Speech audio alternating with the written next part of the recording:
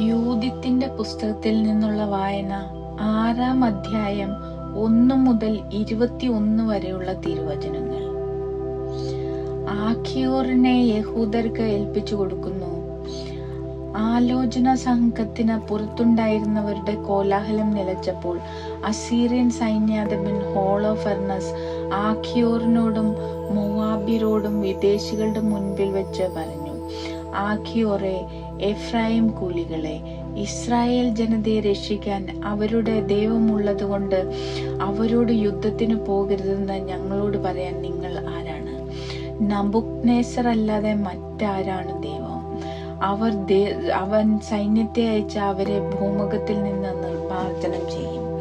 അവരുടെ ദൈവം അവരെ രക്ഷിക്കുകയില്ല. രാജസേവകന്മാരായ ഞങ്ങൾ ഒറ്റക്കെട്ടായി നിന്ന് അവരെ നശിപ്പിക്കും. ഞങ്ങളുടെ കുതിരപ്പടയുടെ ശക്തിയെ ചെറുത്തു നിൽക്കാൻ അവർക്ക് സാധിക്കുകയില്ല. ഞങ്ങൾ അവരെ അഗ്നിക്കിരയാക്കും. അവരുടെ മലകൾ അവരുടെ രക്തം കുടിച്ചു മതിക്കും. വയലുകൾ അവരുടെ മൃതശരീരങ്ങൾ കൊണ്ട് നിറയും. ഞങ്ങളെ ചെറുത്തു നിൽക്കാൻ അവർക്ക് കഴിവുണ്ടാവുകയില്ല.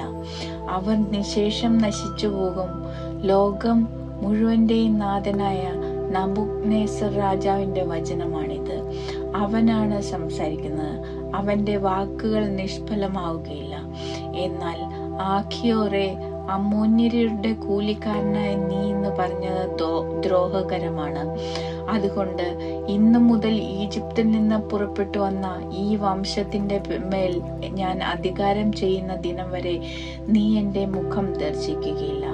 ഞാൻ മടങ്ങി വരുമ്പോൾ എൻ്റെ സൈന്യത്തിന്റെ വാളും എൻ്റെ ഭൃത്യന്മാരുടെ കുന്തവും ഏറ്റ് ശരീരം പിളർന്ന് നീ അവരുടെ വ്രണിതരുടെ കൂടെ വീഴും.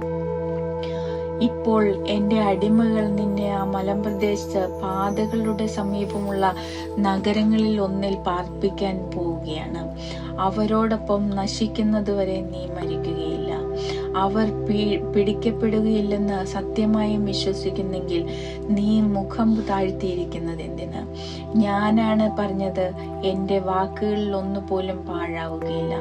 അനന്തരം ആഖിയോറിനെ പിടിച്ചുകൊണ്ടുപോയി ബത്തൂലിയായിലെ ഇസ്രായേൽ ജനത്തെ ഏൽപ്പിക്കാൻ ഹോളോഫെർണസ് പാളയത്തിൽ തന്റെ പരിചാരകരായ അടിമകളോട് ആജ്ഞാപിച്ചു. അവർ അവനെ പാളയത്തിൽ നിന്ന് സമതലത്തിലേക്ക് കൊണ്ടുപോയി. അവിടെ നിന്ന് അവർ മല്ലനാട്ടിലേക്ക് കയറി ബത്തൂലിയായുടെ താഴ്വരകളിലെ അരുവികൾക്കരികെ എത്തി.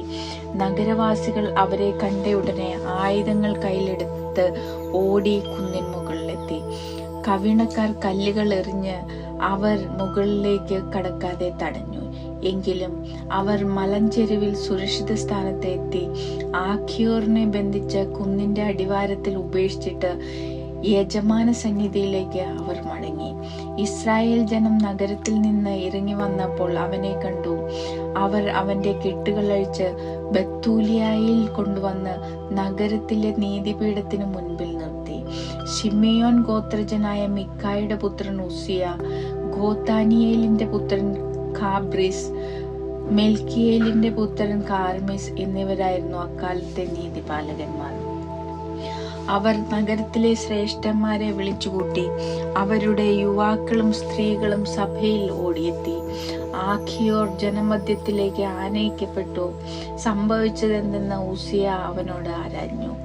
ഹോളോഫെർണസിന്റെ സദസ്സിൽ നടന്നതും അസീറിയൻ നേതാക്കന്മാരുടെ മുമ്പിൽ താൻ പറഞ്ഞതും ഇസ്രായേൽ ഭവനത്തിനെതിരെ അങ്ങേയറ്റം ധിക്കാരത്തോടെ ഹോളോഫെർണസ് ജൽപ്പിച്ചതുമായ കാര്യങ്ങൾ അവൻ വെളിപ്പെടുത്തി.